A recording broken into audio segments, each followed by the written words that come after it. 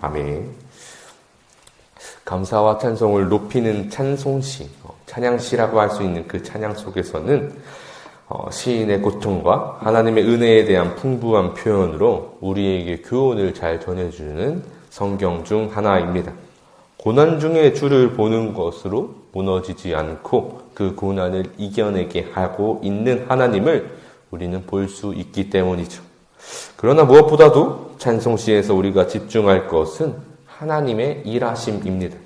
사람의 생각과 기준을 넘어서는 하나님의 섭리는 우리의 방식과 우리가 생각하는 모습의 승리가 아니라는 것이죠.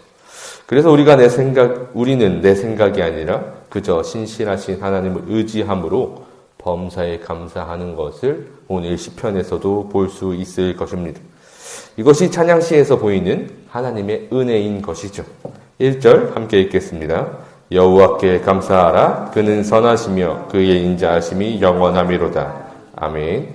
하나님은 선하시고 그의 인자하심이 영원하니 항상 고통 속에 있는 나를, 시인을 자유롭게 하셨습니다. 내가 고통 중에 여호와께 부르짖었더니 여호와께서 응답하시고 나를 넓은 곳에 세우셨도다.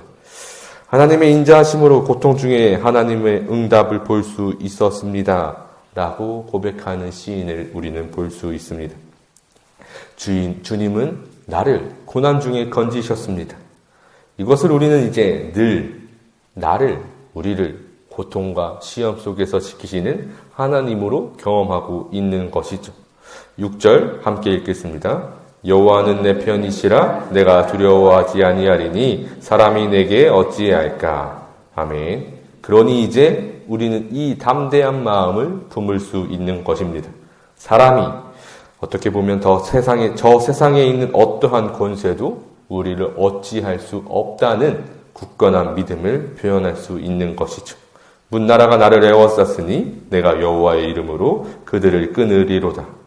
우리가 의지할 그 이름은 능력이 많으시기에 우리를 정말 끝까지 지키셨음에 대한 시인의 찬양이 여기에 있었습니다. 우리의 구원은 하나님께 있었죠.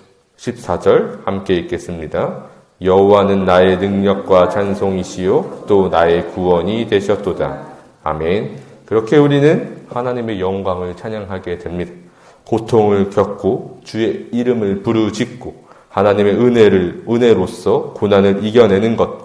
주님의 은혜는 나의 능력이 되고 우리의 구원이 된다고 고백하는 모든 신앙생활의 순환은 늘 하나님의 영광만 찬양하게 하는 우리의 믿음의 고백이 될 것이죠.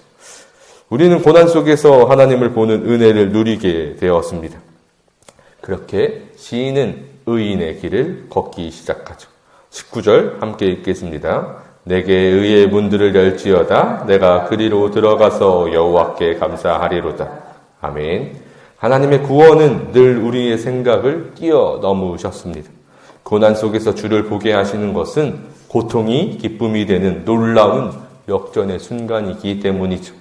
그리고 오늘 본문 속 놀라운 하나님의 섭리는 22절에서 강력하게 전하고 있습니다.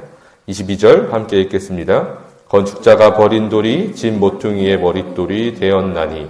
아멘. 이 본문은 예수님께서 대제사장들과 바리새인들과의 논쟁에서 전하신 그 말씀이었습니다. 마태복음 21장 42절에서 예수께서 이르시되 너희가 성경에 건축자들이 버린 돌이 모퉁이의 머릿돌이 되었나니 이것을 주로 말미암아 된 것이요 우리 눈에 기이하도다 함을 읽어본 일이 없느냐. 사람들이 모두 버려야 한다고 여겨지는 그 돌이 하나님 나라의 머릿돌이 되었습니다. 주축돌이 되었죠. 온 교회의 머리가 되셨습니다. 우리가 주목할 하나님의 구원은 여기 있습니다. 세상은 이제 우리에게 그 어떠한 방법으로도 믿음을 지키는 것은 어리석다고 말할 것입니다. 건축가라고 한다면 돌에 대하여 어떤 자재에 대하여 전문가입니다. 그들이 버린 머릿돌은 분명히 세상에서 그들의 가치관 내에서는 쓸데없는 것이었겠죠. 그러나 하나님께서는 그것을 머릿돌로 삼으셨습니다. 그것이 하나님의 행하신 것이죠. 우리는 이것만 바라봐야 합니다.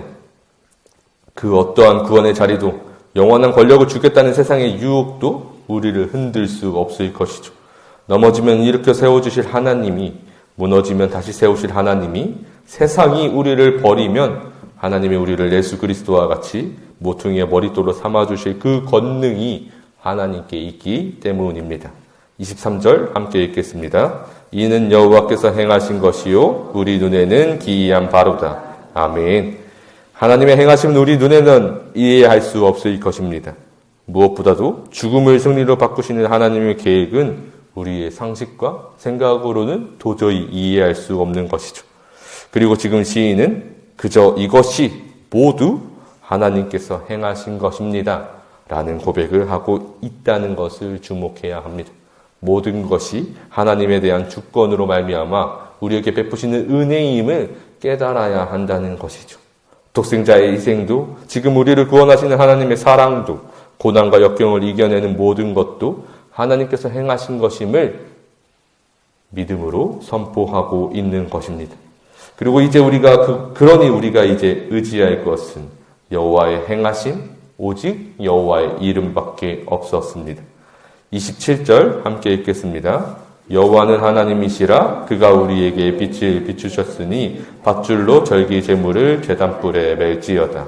아멘. 25절에서 여호와여 구원하옵나니 이제 구원하소서의 고백은 정말 모든 구원, 그 시인의 모든 소망이 하나님께 있음을 깨닫는 믿음의 고백이었습니다. 그렇게 시인은 하나님에 대한 감사로 찬양을 마치고 있어 29절 함께 읽겠습니다. 여호와께 감사하라. 그는 선하시며 그의 인자하심이 영원하미로다. 아멘. 모든 것이 주의 은혜라는 사실을 깨닫지 않는다면, 하나님께서 우리를 끝까지 인도하셔서 모든 고난을 이기게 하신다는 사실을 믿지 않는다면 우리는 넘어지고 쓰러질 것입니다. 고난을 경험하는 것 자체가 은혜가 될 수 없을 것이죠. 그러나 우리가 경험한 그 은혜들은 도저히 믿을 수 없는 우리의 삶에서 하나님의 사랑하심으로 하나님을 믿게 하셨습니다. 넘을 수 없는 그 강과 산을 넘게 하신 하나님의 은혜만 경험케 하셨죠. 무엇보다도 강력한 은혜는 참 신이신 예수님이 이 낮은 땅에 오심으로 우리가 진정한 소망을 품을 수 있었다는 것입니다. 모두 하나님의 행하신 기이한 일이었죠. 그러니 우리는 세상의 가치관, 내 생각과 내 시선으로 문제를 보는 것을 멈춰야 합니다. 우리가 품을 믿음은 모든 것이 하나님의 주관에 있다는 진정한 주의 백성의 믿음이죠. 이제 우리는 그를 통하여서 하나님의 곁으로 나아갑니다. 예수를 통하여 하나님을 바라보는 우리는 결코 염려도 두려움도 우리 삶에 있을 수 없을 것이죠.